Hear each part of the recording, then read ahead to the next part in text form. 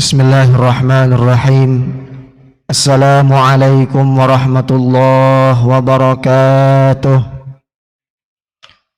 Alhamdulillah, wassalatu wassalamu ala rasulillah wa ala alihi wa ashabihi wa man tabi'ahu wa mawalah. Qalu subhanaka la ilma lana illa ma 'allamtana innaka antal alimul hakim.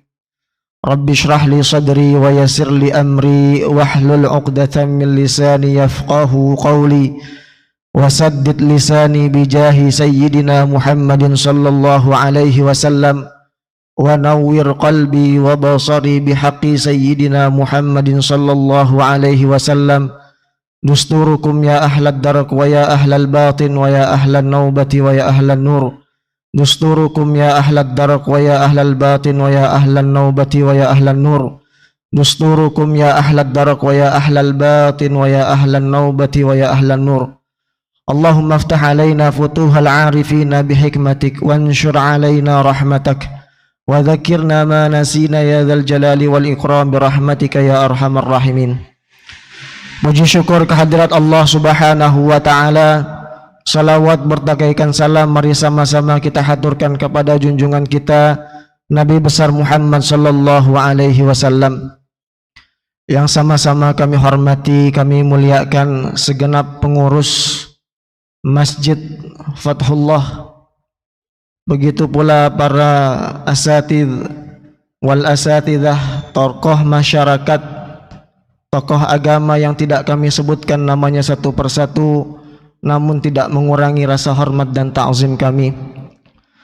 Segenap jamaah yang dirahmati dan dimuliakan Allah subhanahu wa ta'ala, di pagi hari yang penuh dengan kemuliaan ini, berharap kepada Allah subhanahu wa ta'ala setelah i'tikaf yang kita jalani tadi malam, kita sempurnakan i'tikaf kita dengan menunggu fajar, mengharap ganjaran limpahan pahala dari Allah subhanahu wa ta'ala atas ibadah yang telah kita kerjakan. Semoga ibadah kita dari malam tadi hingga pagi hari ini diterima oleh Allah subhanahu wa ta'ala. Hadirin wal hadirat yang dirahmati dan dimuliakan Allah, di pagi yang cerah ini, sebagaimana kita ketahui, 10 malam terakhir kita mencari malam Lailatul Qadar, malam diturunkannya Al-Quran, malam yang lebih baik daripada 1000 bulan, malam yang turun para malaikat menyambut kita dengan beribadah kepada Allah subhanahu wa ta'ala. Di bulan yang mulia ini juga sebagai identitas bulan Al-Quran, Allah turunkannya Al-Quran, sebagaimana dikatakan syahrul Ramadan alladzi unzila fihil Quran, bulan Ramadan adalah bulan yang diturunkannya Al-Quran. Maka sudah tentu pasti tujuan daripada adanya bulan Ramadan selain kita berpuasa adalah dengan diri kita mendekatkan dengan Al-Quran, mengenal kembali apa itu Al-Quran, kembali mempelajari isi daripada Al-Quran, mentadabburi apa yang dikatakan daripada Al-Quran. Mungkin kita seling lalai, mungkin kita diseringkan oleh kelelahan sehingga kita lupa untuk membaca Al-Quran. Maka salah satu cara agar kita kembali ingat dengan apa isi Al-Quran, dengan apa maksud Al-Quran, menggugah hati kita, maka salah satu caranya adalah dengan mengenal kembali bagaimana Al-Quran sampai kepada kita. Sudahkah kita tahu bagaimana Al-Quran sampai kepada kita? Maka pada pagi hari ini mari sama-sama kita kembali merenung. Selain merenung isinya, kita merenung sejarahnya, bagaimana Al-Quran sampai kepada kita. 3 eksistensi Al-Quran sebelum sampai kepada kita dikenal dalam sebuah kitab, Al-Wujud Al-Thalathah, Al-Wujudat Al-Thalathah, 3 eksistensi turunnya Al-Quran sebelum sampai kepada kita. Yang pertama, maujudun fi lauhil mahfuz, atau yang kita kenal juga nuzuluhu minallah ila malaikatil Jibril, turunnya Al-Quran dari Allah Subhanahu wa ta'ala sampai kepada malaikat Jibril. Hal ini kita ketahui bahwasannya Al-Quran yang berada di rumah kita, Al-Quran yang berada di sekeliling kita, kita menyadari bahwa Al-Quran bukan sekedar buku, melainkan wahyu yang Allah turunkan kepada kita melalui perantara malaikat Jibril alaihi salam. Hal ini mengenai turunnya Al-Quran dari Allah kepada malaikat Jibril dikenang dalam sebuah ayat, bal huwa Qur'anum majid fi lauhim mahfuz. Itulah Quran yang berada di lauhil mahfuz. Kita tidak mengetahui bagaimana cara Al-Quran itu turun, melainkan kita kembali membuka para a'immatus tafsir, imam-imam tafsir, para ahli hadis menjelaskan bagaimana Al-Quran turun kepada kita. Imam Baihaqi menyebutkan mengenai tafsir inna anzalnahu fi lailatul qadr. Beliau mengatakan inna asma'nal malak wa afhamnahu iyyah wa anzalnahu bima sami'. Kami telah menurunkan Al-Quran pada malam Lailatul Qadar. Dikatakan oleh beliau bagaimana malaikat Jibril menerima Al-Quran dari Allah Subhanahu wa ta'ala. Imam Baihaqi mengatakan inna asma'na al-malak, kami memperdengarkan Al-Quran kepada para malaikat, wa afhamnahu iyyah, dan memahamkannya kepada mereka tentang isi Al-Quran, wa anzalnahu bima sami', dan kami turunkan sebagaimana yang diperdengarkan. Apa maknanya dari yang dikatakan Imam Baihaqi? Bahwa Al-Quran yang saat ini bersama kita, Al-Quran yang kita baca, merupakan kalimat yang sesuai dan serupa seperti halnya diturunkan pertama kali oleh Allah Subhanahu wa ta'ala kepada para malaikat. Maka ketika kita membaca Al-Quran, rasakan di dalam hati kita seakan kita sedang berbicara dengan Allah. Kita mengungkapkan perkataan-perkataan Allah Subhanahu wa ta'ala. Bagaimana rasa hal tersebut kalau kita hadirkan dalam membaca Al-Quran?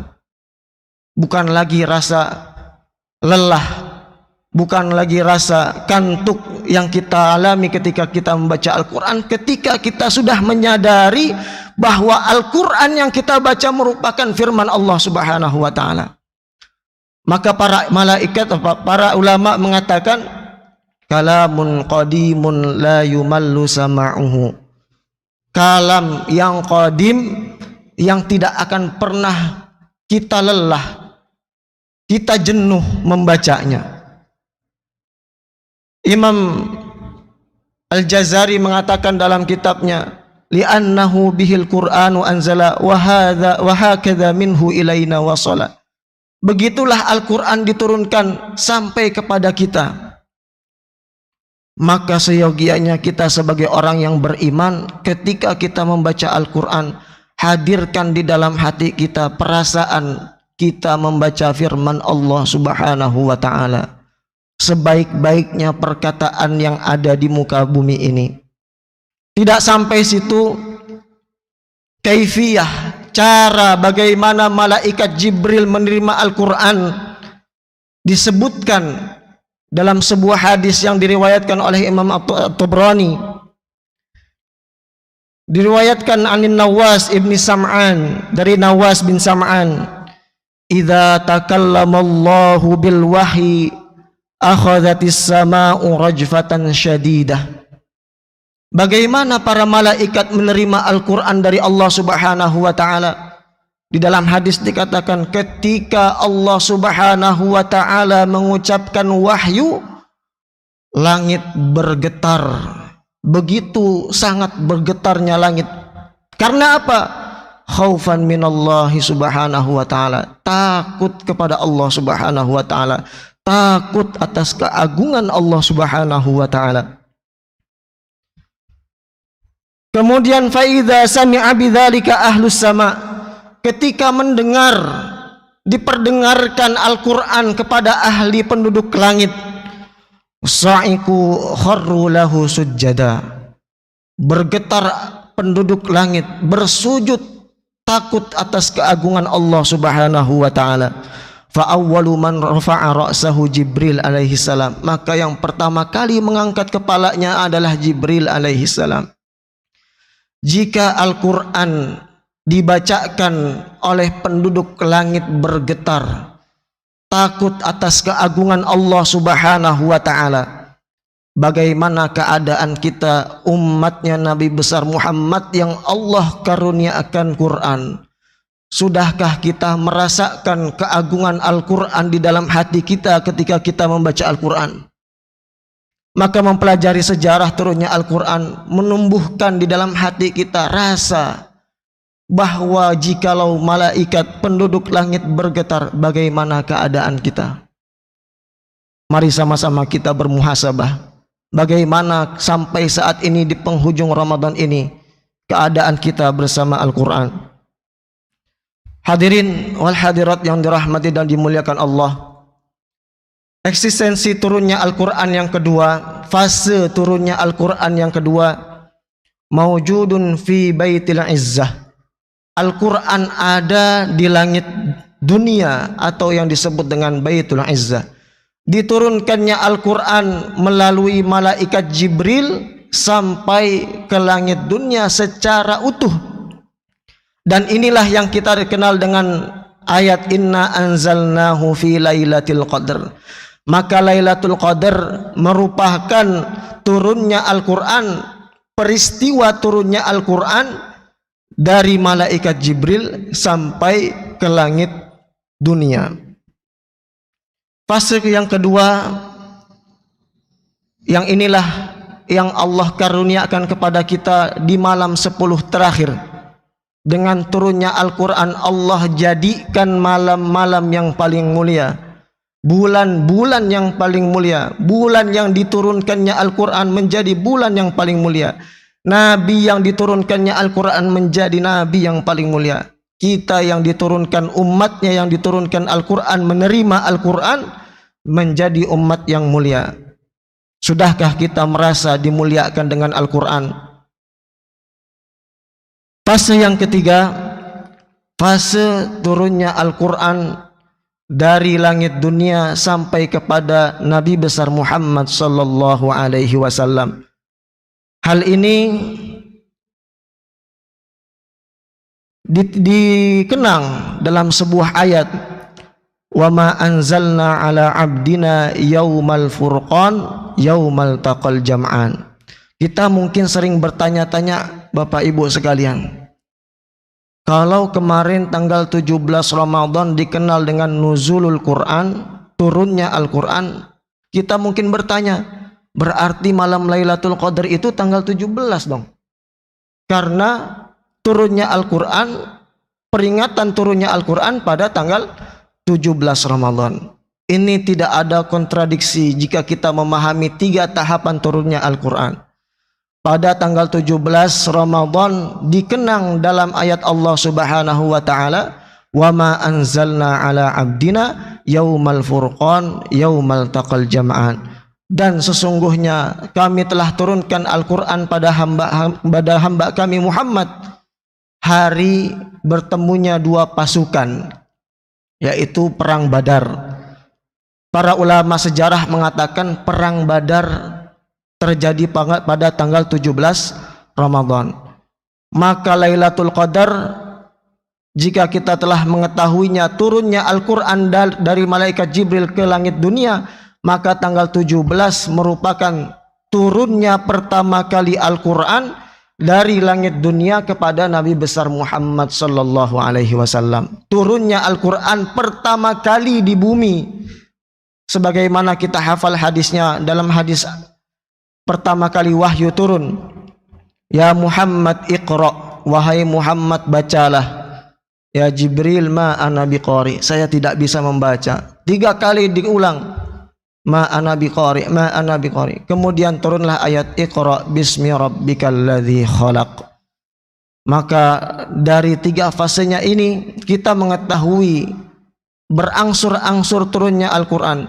Jika malaikat Jibril menerima Al-Quran secara utuh, diturunkan juga secara utuh di langit dunia, maka turunnya Al-Quran di bumi berangsur-angsur sesuai dengan kejadian dan peristiwa yang dibutuhkan selama 23 tahun. Tujuannya apa? Tujuannya agar kita mampu memahami Al-Quran dengan sebaik-baiknya.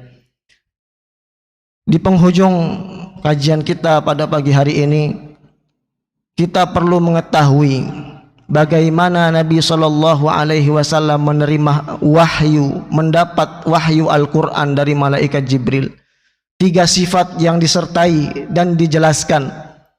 Pertama, malaikat Jibril datang dengan bentuk malaikat yang seutuhnya.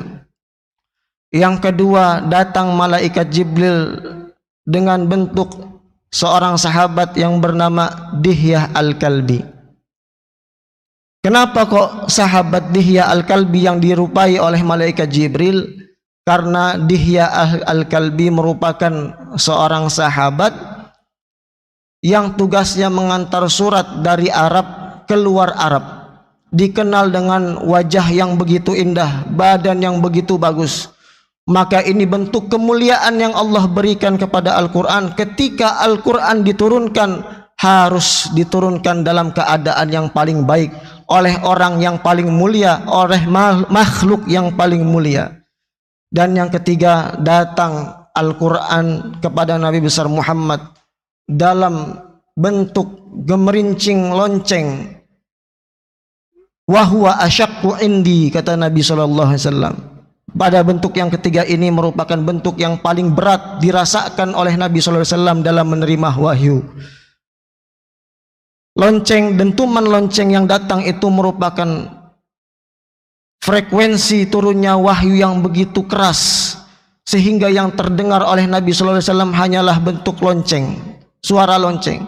Tapi setelah itu difahamkan oleh Allah Subhanahu wa Ta'ala kepada Nabi besar Muhammad SAW mengenai Al-Quran dan isinya. Dari 3 fase ini, hadirin wal hadirat yang dirahmati dan dimuliakan Allah, Nabi SAW begitu sulit menerima Al-Quran. Keadaannya begitu sulit, susah. Para malaikat menerima Al-Quran, tunduk dan sujud kepada Allah. Berat keadaannya menerima Al-Quran. Kita umat yang dikaruniai Al-Quran, seberat apapun kita dalam menyisihkan waktu kita membaca Al-Quran, tidak sebanding dengan apa yang dirasakan oleh para malaikat dan apa yang dirasakan oleh Nabi besar Muhammad SAW, dan apa yang dirasakan oleh para ulama kita yang menyusun agar kita dapat memahami Al-Quran. Abu Aswad Ad-Du'ali meletakkan titik dalam Quran. Imam Khalid Ahmad Al-Farahidi meletakkan harokat di dalam Al-Quran. Abu Muzahim Al-Haqqani meletakkan definisi ilmu tajwid di dalam Al-Quran. Fase sampainya Al-Quran kepada kita tidak langsung datang sebagaimana yang kita hadapi sekarang, sebagaimana yang kita baca sekarang. Dulu lebih sulit. Para ulama kita menyusunnya lebih sulit, mengaturnya, bacaannya, harokatnya, ilmu tajwidnya lebih sulit. Maka kita generasi umat Islam selanjutnya yang hanya tinggal membaca Al-Quran, harokat sudah ada, titik sudah ada, ilmu tajwid sudah ada yang diwarnakan, kita dapat memahaminya. Maka pengingat untuk kita semua, begitu apapun, waktu sesulit apapun kita membaca Al-Quran, tidak sebanding dengan apa yang dirasakan oleh Nabi kita Muhammad, tidak sebanding yang dirasakan oleh para malaikat, tidak sebanding yang dirasakan, yang dilakukan oleh para ulama kita. Karena Rasulullah sallallahu alaihi wasallam mengatakan, innallaha yarfa'u bihadzal qur'ani aqwaman wa yad'u bihi akharin. Allah memuliakan dengan kitab Al-Qur'an ini suatu kaum dan juga menghinakan kaum lainnya dengan Al-Qur'an. Orang yang senantiasa hidupnya bersama Al-Qur'an, diisi hari-harinya bersama Al-Qur'an, insyaallah kelak di akhirat akan dimuliakan oleh Allah Subhanahu wa taala. Billahi taufik wal hidayah, ridha wal inayah. Wassalamu alaikum warahmatullahi wabarakatuh.